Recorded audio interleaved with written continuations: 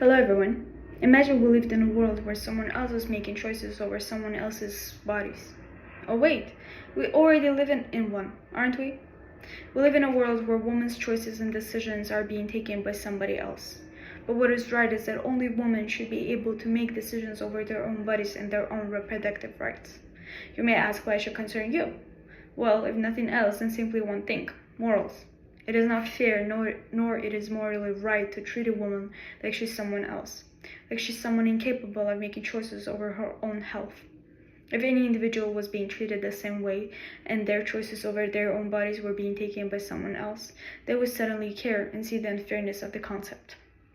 I'm someone who grew up watching women next to me being treated like robots, like someone less, and all of the choices of their own lives were being taken by somebody else. I am someone who grew up with a very close person next to me who had to go through an abortion due to a medical emergency. It broke her heart, but it saved her life. And I wonder what would happen to her if she lived in Texas, or Oklahoma, or Idaho, where there is an abortion ban.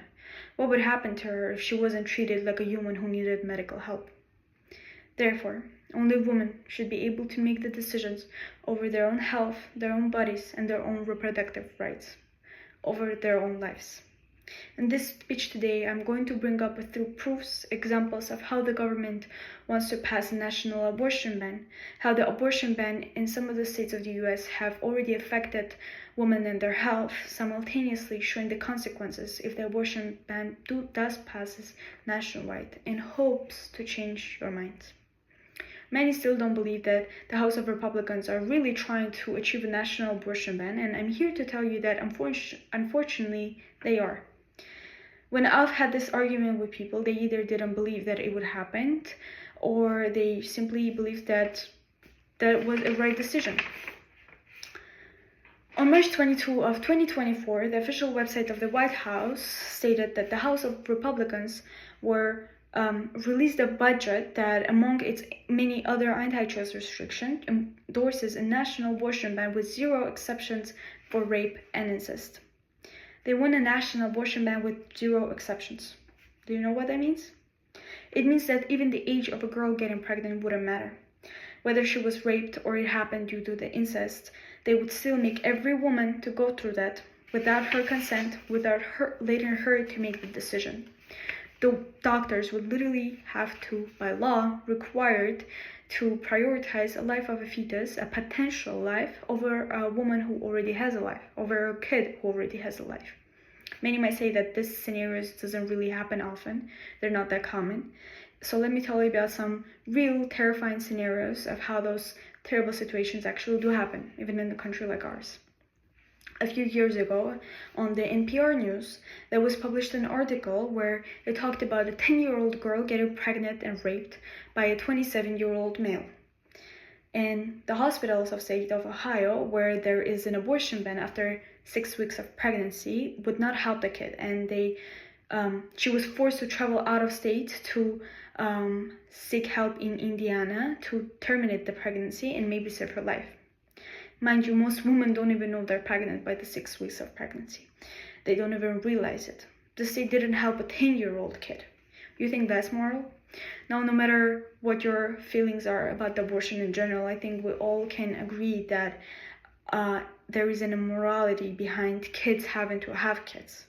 There are some real case scenarios in the US, even in a modern and productive country, where kids are being forced to not only go through the terrible terror of being raped, but also having to carry the pregnancy. For any woman, no matter if it was a rape or anything else, of any age, it shouldn't even be questioned to let her make the decision, to not decide for her, to not make her. Yet still might disagree, saying that these scenarios don't really happen often.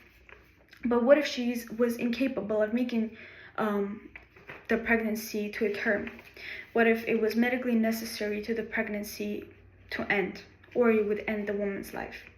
My third point in this speech would be that if the nationwide abortion ban does pass, like it has already in some states, women who have medical emergencies and have to get an abortion wouldn't be able to get a proper help. NBC News have published an article by Laura Jarrett and Elise Barricade where they stated a terrible story of a woman named Miller that happened in 2022, and she was pregnant with twins, and one of her twins unfortunately had a life-threatening condition for the mother and other twin called Trisomony 18. The hospitals of Dallas wouldn't help her. She ended up in an emergency room with severe vomiting and dehydration, which put her at risk of organ damage, but doctors would still not perform an abortion to remove the affected twin. Women all around the country have to fight and beg for help for medical issues.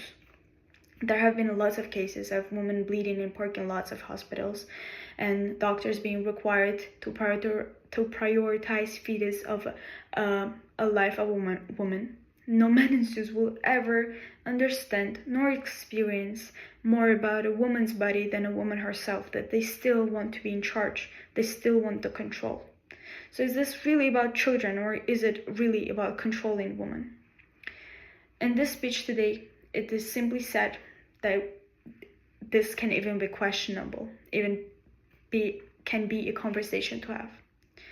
Because only women should be able to make the decisions over their own health, their own bodies, and reproductive rights over their own lives.